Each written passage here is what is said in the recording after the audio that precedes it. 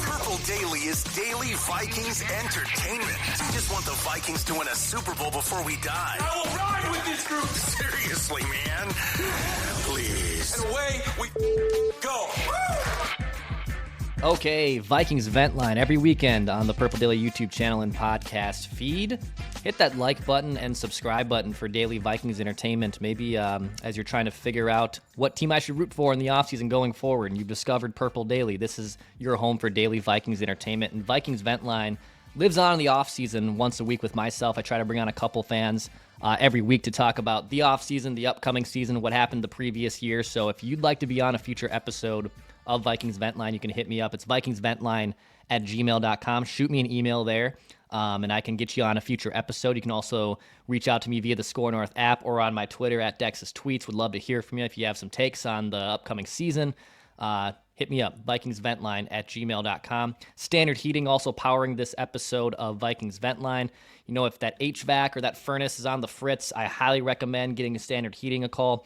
Maybe as the ground starts thawing out for good. I know we're still early here in Minnesota and in the Midwest, but if that ground starts to thaw, I need to make sure that air conditioning works come spring and summertime. Standard Heat can help you out with that as well. They're a proud sponsor of our draft party too. So shout out to Standard Heating for helping us power Vikings Vent Line, Purple Daily, and our draft party. Go hit them up, standardheating.com, to learn more. All right, let's get our guys in here. Let's get Michael and Jordan in on Vikings Vent Line. Michael, you're an Ohio guy. You were saying that your grandpa got you into football because he loved drafting Buckeyes. So you kind of have a funny little connection there to the Vikings from your grandpa, correct? Right. Yeah. I mean, probably one of my first games, probably really getting into the Vikings, is watching AP running up and down the field. You know what I mean? And then seeing nice stick hit tackles from Harry. So, you know, I grew up, you know, in a decent, you know, age of Vikings football where it wasn't, you know, too great or it wasn't too bad. So nice. And then Jordan, how long have you been a Vikings fan, and when did you become a Vikings fan? I'm gonna sound like the most shallow fan of the Vikings, but I promise it's not that way. 1 year. And the reason for that is J.J. McCarthy. I know that you obviously have Thor on, and he claims to be the biggest J.J. McCarthy supporter. I would argue and take umbrage with that. I think I would probably take the crown as probably the biggest enthusiast or supporter of J.J. McCarthy. But again, I'd grown up rooting for the Chicago Bears. I know it's a very funky switch, but frankly, I'm 32, so after 25 years of inadequacy, I took your advice, Declan, and decided what team should I go root for, and I found Purple Daily, and I'm here. But I say that to say it's not like I'm new to the Vikings. Right. I go back to like rooting for Chris Hovan when he was with the Vikings, watching Bryant McKinney come up, Corey Chavis. So, you know, Terrence Newman back, AP as we're talking about, Percy Hart. I mean, Brett Favre. We can go down the list. Dante Culpepper. I'm all too familiar. Milwelde Moore. Like, we can go down the list of all of the different Vikings players. I'm all too familiar with the franchise, and frankly, the last year has been nothing but joy compared to rooting for the moribund franchise that was the Chicago Bears. Well, we're happy to convert you. We're happy that you're a Vikings fan, no longer a Bears fan. So appreciate that, Jordan. So guys, let's start off here. Let's just give a round of hot takes. I love to hear what Vikings fans have to say. Vikings fans and Purple Daily fans get to hear Mackie Judd and myself give takes all throughout the week. So I kind of like to hear what Vikings fans have on top of their minds. Michael, I'll start with you. What is in your hottest take bag here for the Minnesota Vikings? Well, so I took a minute to think about it, and I think personally, Kwesi should just take best player available in the draft. With, you know, kind of some of the you know, needs as far as trenches go. I mean, I do like some of the free agents that are possibly could come to the Vikings, but I personally think with you know, trying to update the O-line, it's obviously not going to happen overnight. You're going to want to get young there. I mean, it would be great to bring in a, you know, vet, but we would have to start from the ground up. And that unfortunately is going to cost a lot of money. And with Kwesi, you know, trying to buy cheap, that's probably going to be where we take best player available in the draft, or, you know, we do another Jalen Reagor type thing with some O linemen, but just make sure that they're young.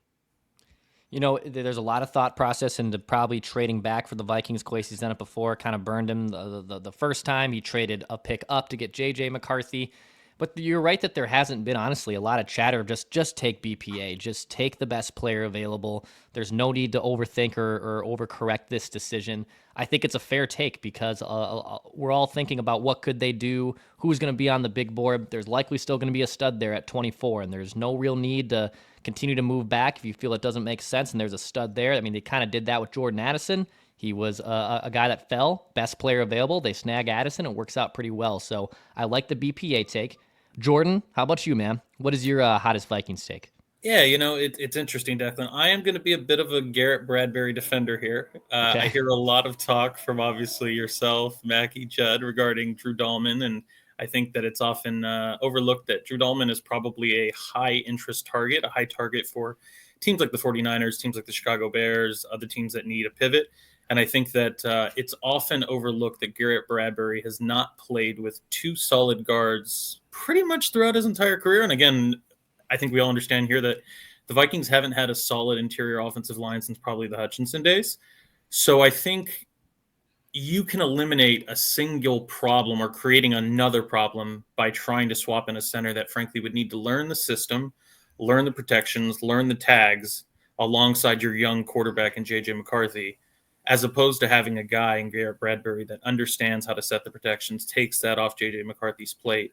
And if we can actually see Kwesi Adofo-Mensah invest in some of those guards, which is a whole separate issue, and I'm not sure we're actually going to see that based on his history. But I think that having Garrett Bradbury with two competent guards flanking him and taking off a huge load off of J.J. McCarthy's plate as a rookie is the best move for the Vikings on that interior offensive line, which is obviously a big point of concern for a lot of fans. Look, I hear you, Jordan, because a lot of fans want to move on from Bradbury. I'm in the camp too. I'm not married to Bradbury, and I don't think you're even insinuating that like he's a can't miss, can't move type of player. Yeah, not at all. But you're right that putting either a rookie center and a first season quarterback in J.J. McCarthy together could be problematic. Bradbury's been around. Yes, you know his deficiencies, but I mean, the center is honestly one of the smartest people on the football field. And do you really want to roll the dice there?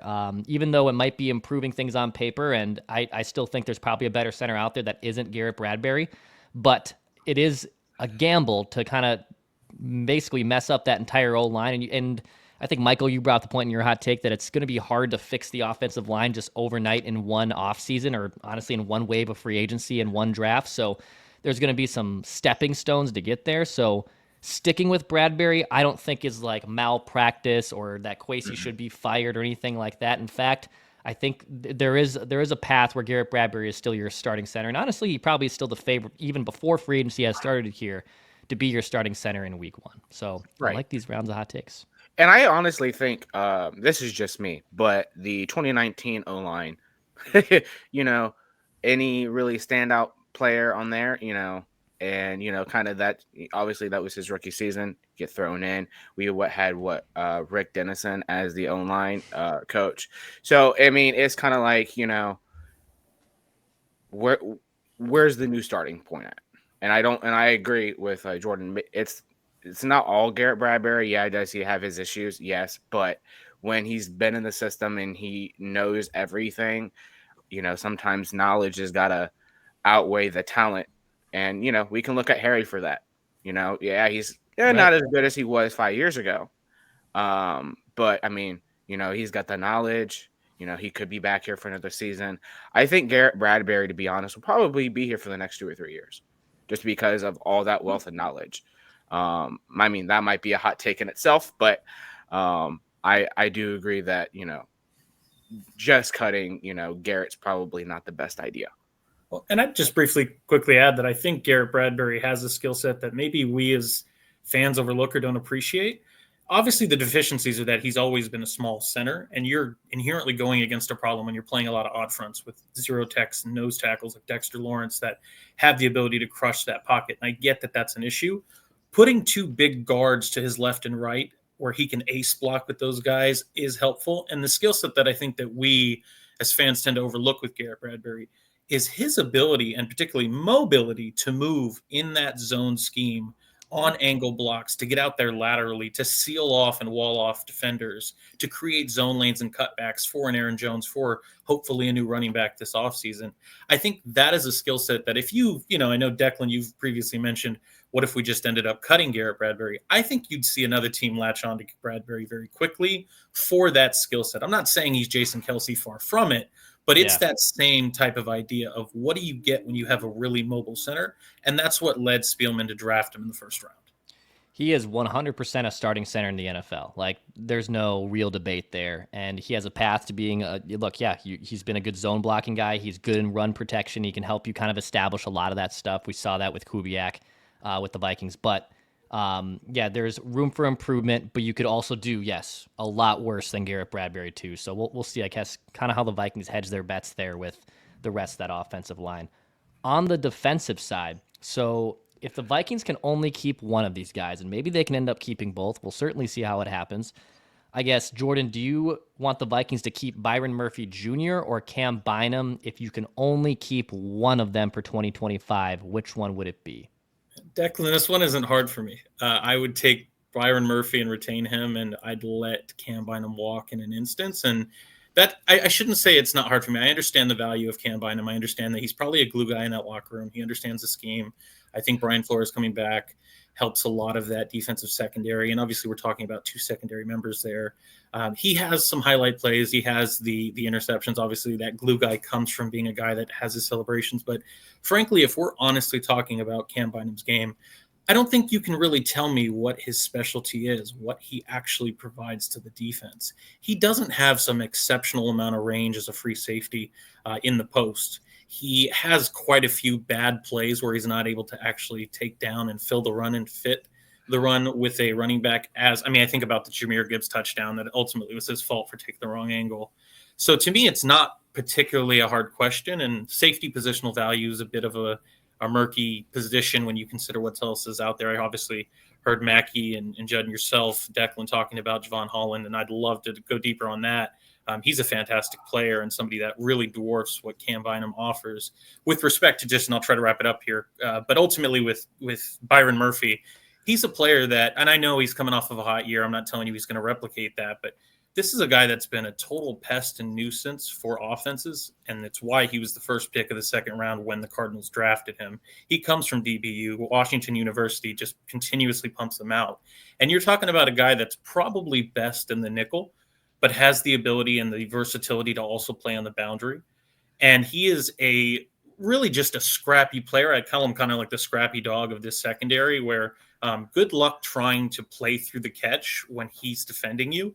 And I understand that, Judd and others have talked about previously last year, not the one that we're just coming off of, but previously, where it was kind of an up and down year. But I would just kind of implore those that question Byron Murphy, who was he playing around?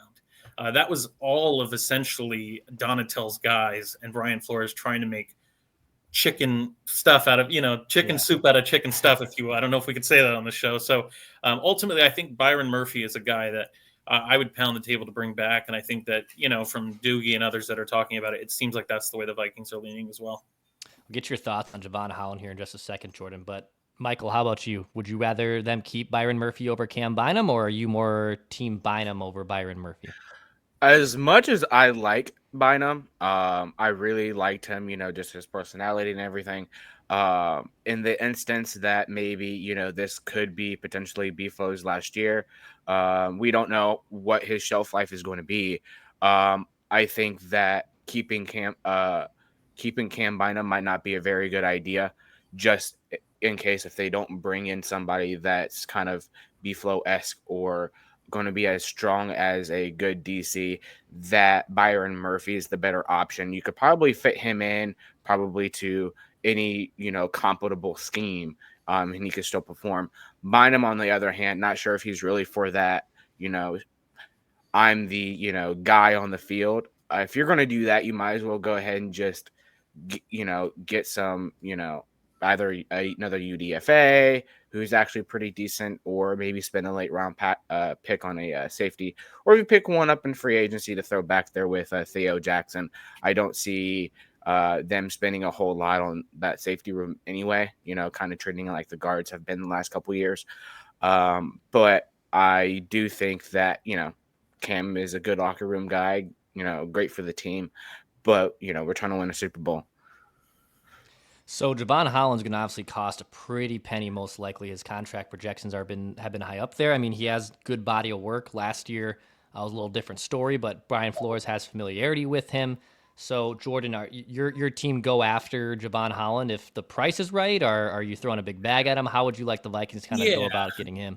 If the price is right. I mean, I think that's the interesting thing that we all miss is like, well, everybody's got Trey Smith or Drew Dahlman or Javon Holland on their board. These are good players. There's a reason why everybody has them on the board, but ultimately everybody has a walkaway price. And I think we're going to see, I mean, I've even pushed back a little bit on all the talk about Byron Murphy is going to cost so much money. And if I'm wrong, I'm wrong. But traditionally speaking, when you're talking about secondary players in free agency, you've seen their value not necessarily warrant the contracts that I think others are assuming Byron Murphy and Cam Bynum are going to get. I mean, I think of guys like Charvarius Ward, I think of Jamel Dean, I think of, a variety of DB players where their contracts really didn't come in as high as they were. So with respect to Javon Holland, I'm not sure what type of contract he's going to warrant, but specifically, I'm interested in the player, and he is a heat-seeking missile. I mean, you can watch him detonate ball carriers. And again, as I'm talking about Cam Bynum and some of the range he lacks, speed and lateral mobility is not an issue with Javon Holland. He can play the post. He understands that Flores scheme. He also can line up in the box and blitz because he's physical and knows how to fit the run, and also has those loose hips to be able to kind of fly downhill and make contact with the ball carrier. I think this is a very versatile player that, I probably wouldn't use him in the nickel. I wouldn't use him as in big nickel in any way. That's the Josh Metellus role. But I think you would feel comfortable with him in the defense as a true free safety that would be able to roam. And if you want to deploy some of those really unique coverages and those fire zones, you could bring him down and cause some mayhem with him. So I'm a big fan of Javon Holland. Yeah, I think if the price is right, he is definitely on their big board and on their radar. And how they go about free agency obviously will dictate what they do in the draft. But yeah, safety and Harrison Smith's future obviously up in the air. If Harrison Smith retires, I wouldn't hate them going after someone like Javon Holland and having to pay a big penny for it, even though it's a position people sometimes think you shouldn't overspend at. Still a very vital position, especially for a team that might be weak and thin still at cornerback in 2025. One more question here for you. Michael, where do you think Sam Darnold ends up in 2025? Do you think he goes to the AFC? Is he going to stick around in the NFC? Where do you kind of have Darnold landing next season? I would say definitely, I know we were talking off mic a little bit. My father-in-law would definitely like him to go to the Raiders, which I think is probably, he's probably maybe first or second, probably on their board, or just maybe on his board in general. Because, behind closed doors, he could be working with Tom, or, he's already had, really good season, with us already. That's where I think he would probably go. If not, then, Tennessee's probably another option, depending on what they decide with Levis. Personally, I think he only has maybe a handful of places he would want to go. Not sure if Super Bowl is on his mind, or if the bag's on his mind, or what he is thinking about, but I do think the Raiders are probably the best bet. I like it. Jordan, how about you? Where does Sam Darnold end up in 2025? Yeah, Declan, if I had to guess, obviously there's reports recently with obviously Stafford returning to the Rams that obviously the Giants are still up there. It's now been reported the Giants may be going for like an Aaron Rodgers. The Raiders is obviously the common place to pick. I don't think I'm going to go there. I think that as much as Chip Kelly's a respected offensive mind, when you think about the Raiders, they don't have a wealth of wide receiving options. Yeah, they have Brock Bowers. They have Michael Mayer at tight end. They don't have a running back.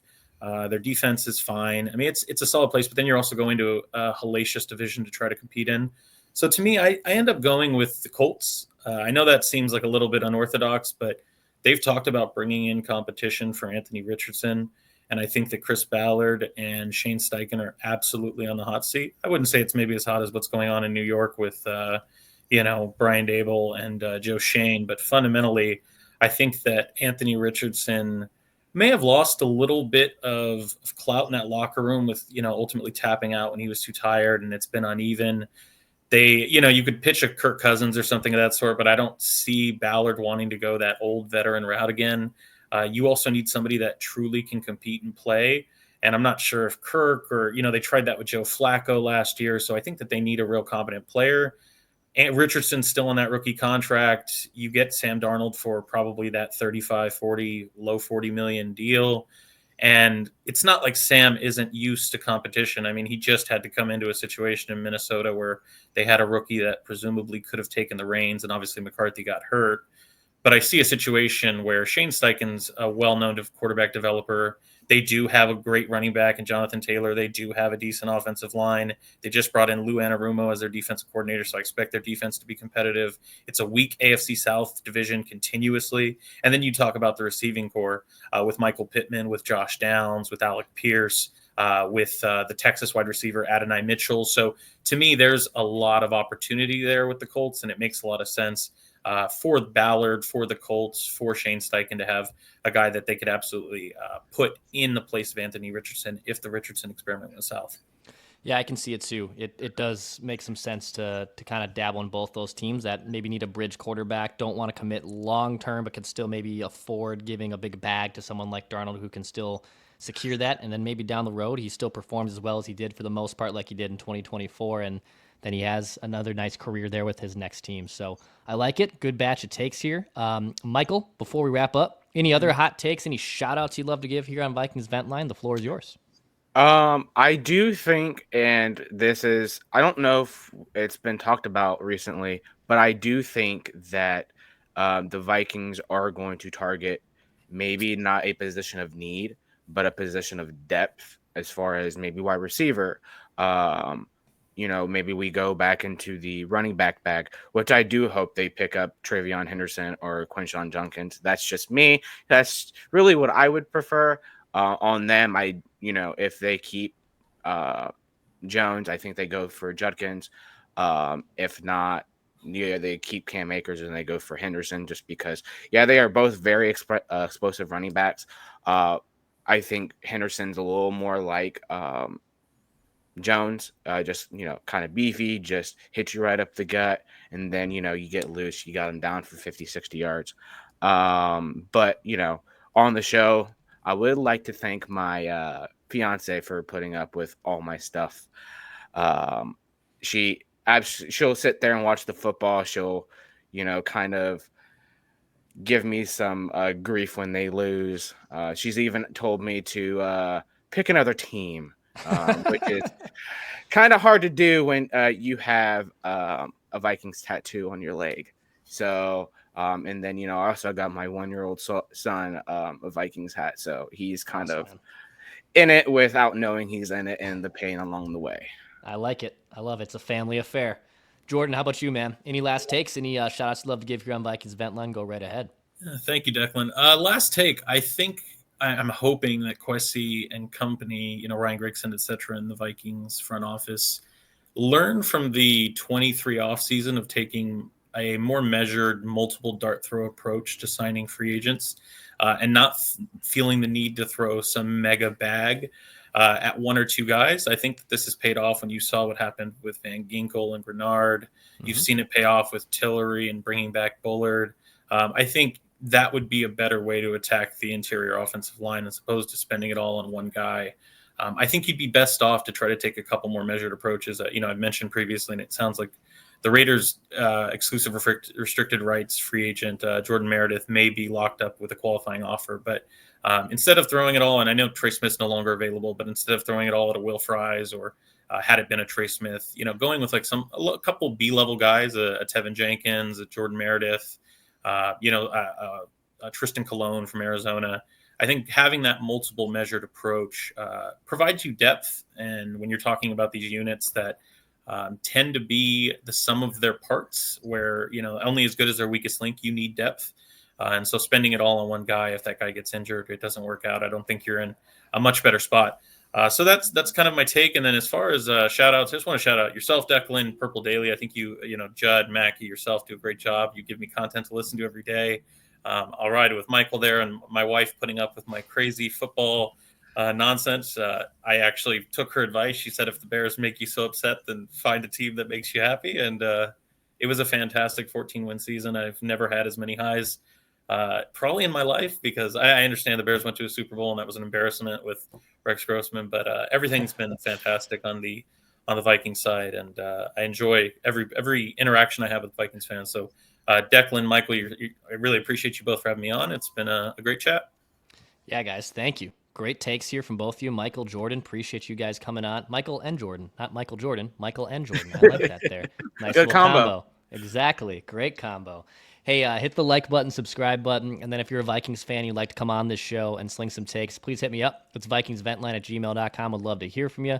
Purple Daily Vikings Entertainment. We just want to see the Vikings win a Super Bowl before we die.